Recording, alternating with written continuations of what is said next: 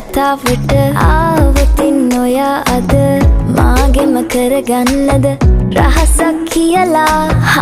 කිව්වොත් ඔයා මට මාවෙනම් නුඹේ අග රැජිනිය සදහට මං දෙවරක් නොහිතා සැරෙන් සැරේ කෝලෙන් බල බලා ඇසේ අස්සෙන්